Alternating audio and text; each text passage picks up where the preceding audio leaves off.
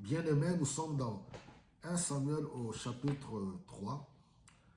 Je lis le premier verset jusqu'au 14e.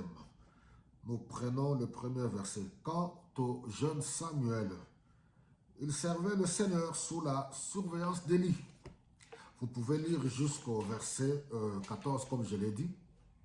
Alors, pour ceux qui suivent mes enseignements, ils savent que je suis de ceux-là, parmi de ceux-là qui bénit Dieu pour nos jeunes gens, qui les encourage, qui glorifie le Seigneur pour tous les jeunes qui se donnent à Dieu, qui exercent le ministère, qui sont dans l'œuvre du Seigneur, qui se sont consacrés à Dieu.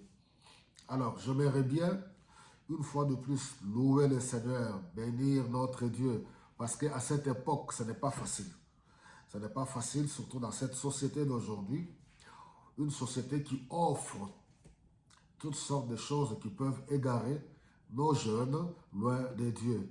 Une fois de plus, que Dieu vous bénisse. Mais ici, j'aimerais ouvrir une parenthèse pour les interpeller. J'interpelle les jeunes, vous qui servez Dieu, vous qui êtes dans les ministères, que ce soit un ministère de la prédication, ministère de louange, de chant, ministère, voilà, dans les services, dans les églises locales, protocole, accueil, tout ce que vous voulez là, intercession.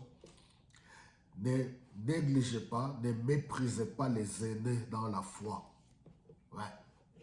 Ici, vous voyez, dès le premier verset, on nous dit, quant au jeune Samuel, il servait le Seigneur sous la surveillance d'Élie.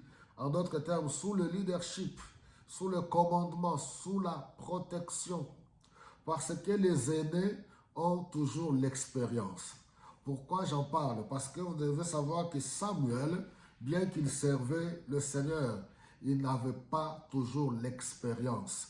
Connaître Dieu, ça demande un temps. On y va petit à petit, étape par étape, grandissant tout doucement dans la présence de Dieu. Samuel n'était pas n'importe qui. C'est le fils que Anne a prié, a pleuré, a jeûné, et elle a fait un vœu que cet enfant, je le consacrerai à Dieu. Samuel est venu, on l'a consacré dans le temple. Cet enfant, c'est un enfant spécial. Mais il ne connaissait pas encore le Seigneur. Il grandissait auprès de qui? Auprès d'Élie, le sacrificateur. Et voilà, si vous lisez la suite, vous allez voir, Dieu l'appelle. On nous dit qu'à cette époque, la parole de Dieu était devenue rare. Élie, le sacrificateur, était devenu vieux, presque aveugle. Même si vous voyez les aînés dans la foi, les pères dans la foi, oui, ceux qui nous ont précédés, ayez du respect. Ne pensez pas que Dieu les a rejetés ou ne pensez pas que vous avez plus d'expérience qu'eux. À 3 reprises, Dieu appelle Samuel. Samuel accourait vers qui? Vers Élie. Celui qui était vieux et presque aveugle. Pourquoi? Il ne connaissait pas encore le Seigneur.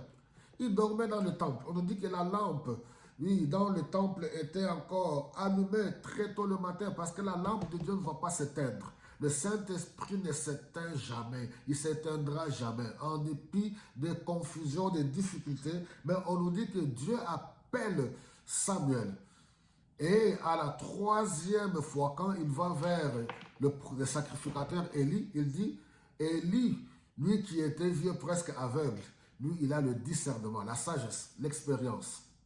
Donc, vous devez savoir que vous avez toujours besoin du coaching, la nouvelle génération. Ne pensez pas que du fait que vous chantez, vous allez dans des concerts gospel, c'est votre époque. C'est votre époque. Dans des concerts gospel, cela ne fait pas de vous des expérimentés dans les choses de Dieu.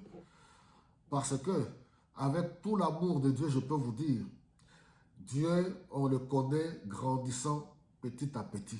La plupart d'entre vous, même qui allez dans des concerts gospel, vous êtes les mêmes qu'on retrouve dans des concerts mondains, en train de danser, que sais-je, je ne vais pas citer vos histoires là. Vous connaissez un peu, vous comprenez ce que je dis. Voilà, donc nous devons comprendre que vous avez besoin du coaching des hommes expérimentés, de ceux qui sont vos aînés dans la foi pour vous expliquer les choses de Dieu parce qu'eux, ils ont le discernement, même s'ils sont déjà fatigués, mais ils ont l'expérience. l'expérience de vieux, l'expérience des aînés dans la foi est tellement importante. Parce que vous êtes là dans le choral, vous êtes là dans les services d'accueil, mais vous n'avez pas d'expérience. Mais nous bénissons le Seigneur, parce que ce n'est pas facile de se consacrer à Dieu. Samuel était consacré à Dieu, mais il n'avait pas d'expérience. Il ne pouvait pas discerner la voix de Dieu. Alors, qu'en est-il de vous? Peut-être vous et moi, Dieu nous a ramassés par sa grâce. Il nous a ramassés. Nous étions là, errants, ça et là. Voilà, nos mamans, nos pauvres mamans, nos chères mamans que nous aimons, peut-être elles n'ont pas prié pour nous avoir. Peut-être pour certaines mamans, peut-être pour certains, peut-être on vous a, nos mamans traînaient peut-être dans des châteaux rouges, dans des marchés, et ainsi de suite. Nos mamans n'ont pas prié pour nous concevoir. Mais par la grâce de Dieu, on est venu au monde. Donc, jeunes gens, ayez de la considération envers les aînés dans la foi, parce que c'est tellement important. Vous êtes jeunes, vous aurez beaucoup de choses à apprendre. La voix du Seigneur, c'est une voix très complexe. Que le Seigneur vous remplisse de son Esprit Saint.